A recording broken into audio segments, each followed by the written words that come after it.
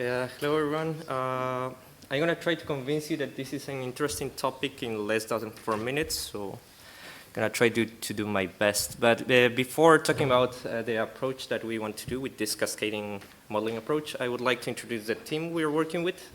My name is Carlos Fernandez. I'm a PhD student at University of Liège. I'm part of a larger research group which is named Integrated and Sustainable Energy Systems, which is led by Sylvain Collin.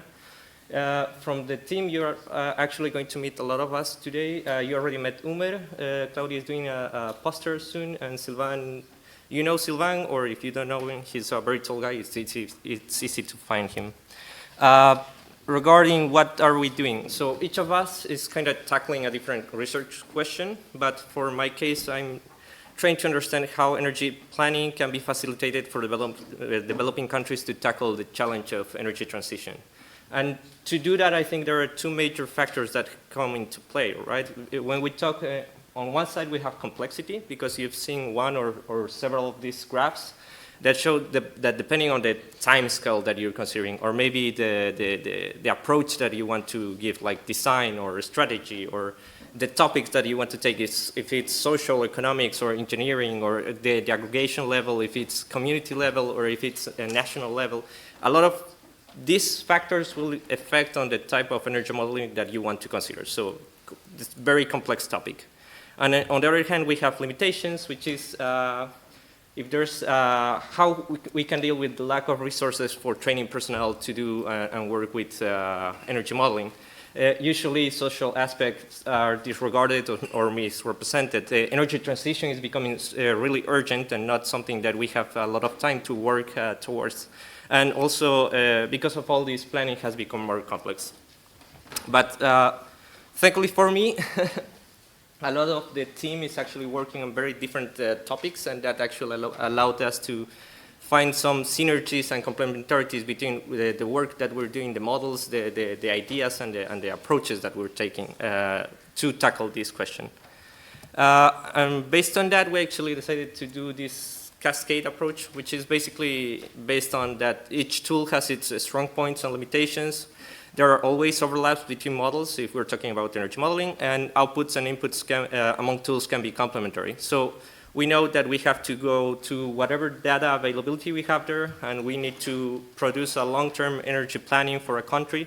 We have to basically devise what's the path and how we can go from model A to maybe B to C and get to this end goal. So a lot of the path is still kind of foggy, but we know that if we do this jumping in between tools, we might be able to get a better look of the whole picture. And for that, we actually started working with two models, which are Energy Scope and PIPESA. Both are energy system optimization models, so there's a lot of overlap there. But Energy Scope, for instance, it's focused a little bit more on demand-side characterization, and PIPESA in detailed spatial and temporal resolution. So that's a very interesting complementarities that we found there.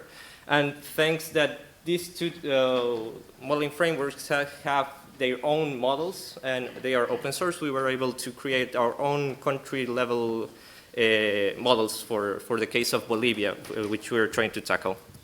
And basically what we did was defining a case study, which is Bolivia in our case, define some transition scenarios, basically net zero to 2050, and then we run the energy system optimization first with Energy Scope. And we decided to, okay, there's a lot of information, interesting information that we can get out of it, but we focused on electricity, demand projection and growth, and then use that as an input for PIPESA to do a characterization of the energy system expansion, specifically in the electric system. Okay, so we have a lot of interesting results, like how energy is being characterized and what are the consumptions and usage and so on, how energy is going to grow over time, and then how the system is going to expand in the future. And yeah, that's it. If you're really interested in something of this, please come to talk to us. Thank you.